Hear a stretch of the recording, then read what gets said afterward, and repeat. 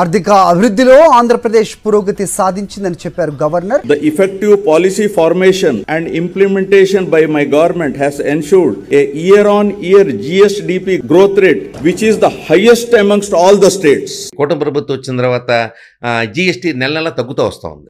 GST income గవర్నమెంట్కి నెల నెల తగ్గిపోతుంది. ఏంటి పరిస్థితి అంటే నాకు అర్థం కావట్లా. జీఎస్టీ వసూళ్లలో కూటమి ప్రభుత్వం అట్టర్ ఫ్లాప్ అయిందని మరోసారి రుజువైంది. స్టేట్ ట్యాక్స్ కమిషనర్ విడుదల చేసిన రిపోర్టే ఎందుకు నిదర్శనం. అన్నింటిలోనూ ఫెయిల్ అయిన చంద్రబాబు సర్కారు ప్రజలకు కొనుగోలు శక్తి పెంచడంలోనూ పూర్తిగా విఫలమైంది. వైఎస్ జగన్ ప్రభుత్వ హయాంలో 2 అంకెల వృద్ధి రేటు నమోదు చేసిన జీఎస్టీ ఆ తర్వాత గణనీయంగా పడిపోయింది. ఈ వివరాలు స్టేట్ ట్యాక్స్ కమిషన్ బాబు విడుదల చేసిన ప్రకటనలో గణాంకాలతో సహా వివరించారు.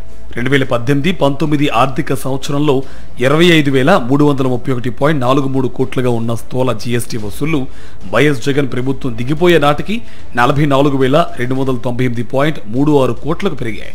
అంటే కోవిడ్ వంటి మహమ్మారి కారణంగా విధించిన లాక్డౌన్తో ఆర్థిక కార్యకలాపాలు ఆగిపోయినా గడిచిన 5 ఏళ్లలో రాష్ట్ర జీఎస్టీ ఆదాయం అదనంగా 18,966.57 కోట్లు పెరిగింది.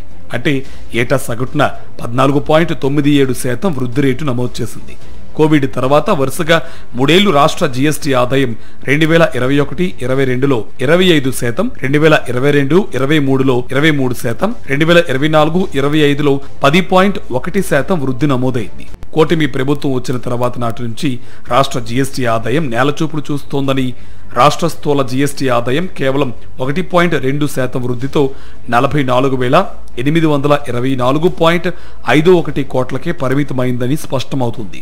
ప్రస్తుత కొత్త ఆర్థిక సంవత్సరంలో కూడా ఇదే పరిస్థితి కొనసాగుతోందని, ఏప్రిల్ నెలలో జీఎస్టీ ఆదాయం 3.36% తగ్గి 4,686 కోట్లకు, మే నెలలో 2.24% తగ్గి 3,803 కోట్లకు పరిమితమైందని పేర్కొన్నారు.